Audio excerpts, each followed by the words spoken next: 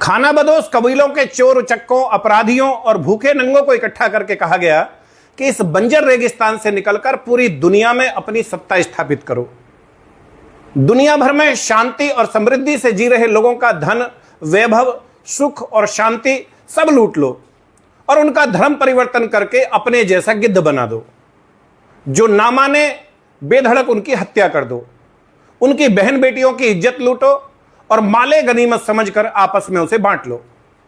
विस्तारवाद के युद्ध में जीते तो विजेता कहलाओगे, मर गए तो शहीद, और फिर 72 तो ऊपर मिलेंगी ही, 130 फुट लंबी। किसी मूर्ख को यह नहीं सोचना अबे तुम 5.5 फुट ये, वो 130 फुट, मतलब कुछ भी। खैर, उनका लक्ष्य स्पष्ट था, सबको अपने जैसा बनाना। लूट के माल का लालच और हवस पूर्ति की कुंठा विस्तार का माध्यम बने। शांति और सुख चैन से जी रही दुनिया में लूटपाट, मारकाट, व्यभिचार और धर्म परिवर्तन के माध्यम से पूरे विश्व में आतंक का साम्राज्य खड़ा कर दिया गया। आपसी फूट और घरगोर जातिवाद में बटे भारत को 1200 वर्षों तक रौंदा गया। 1946-47 में धार्मिक आधार पर 22 लाख सनातनियों का कत्ल करके भारत माता का विभाजन कर दिया गया। जबरन पाकिस्तान और पूर्वी पाकिस्तान बना दिया। बाद में वही पूर्वी पाकिस्तान एक अलग देश बांग्लादेश बन गया। चलो जान छूटी, अब तो हम शांति से रहते, अब तो हम शांति से जीते। पर नहीं, धार्मिक आधार पर विभाजन करने के बावजूद भी रणनीति के तहत उनकी लगभग आधी जनसंख्या भारत में ही रह गई, नेहरू और गांधी की शह पर। भारत में बचे रह गए उन लोगों की एकजुट वोटों के सहारे सत्ता में बने रहने के लालच के कारण नेहरू ने उनकी अंधाधुंध बच्चे पैदा करने की साजिश की ओर से अपनी आंखें मूंदे रखी। बाद में नेहरू की बेटी इंदिरा तो एक कदम और आगे बढ़ गई और सनातनियों की नसबंदी शुरू करा दी। लगभग 40 साल चले परिवार नियोजन कार्यक्रम का परिणाम यह हुआ कि आज सनातन समाज का युवा एक बच्चे तक सीमित रहने लग पड़ा है। दूसरी ओर एक बहुत बड़ी साजिश के तहत 8-8, 10-10 बच्चे पैदा करने वालों के कारण आने वाले कुछ वर्षों में वो आबादी फिर से भारत की कुल आबादी का 25% हो जाएगी।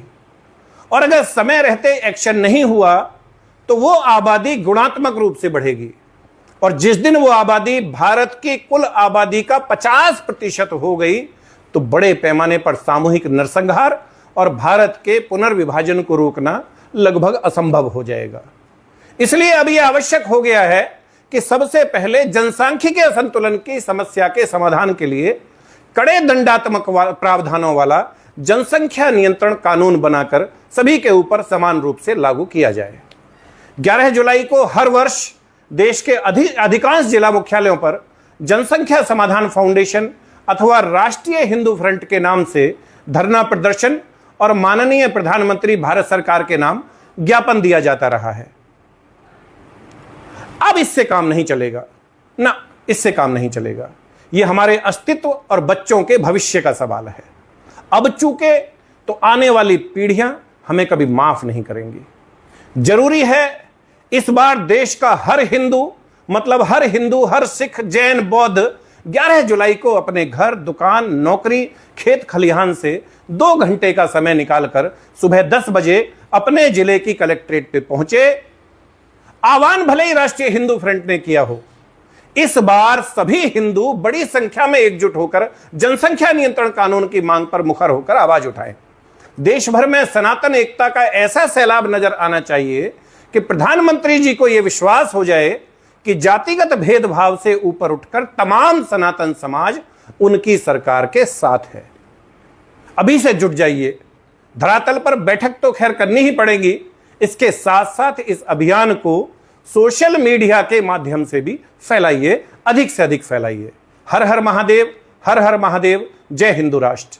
और हां, कोई भी जानकारी अगर लेनी हो तो please feel free to contact us on 9310073539 और 9810809050। धन्यवाद।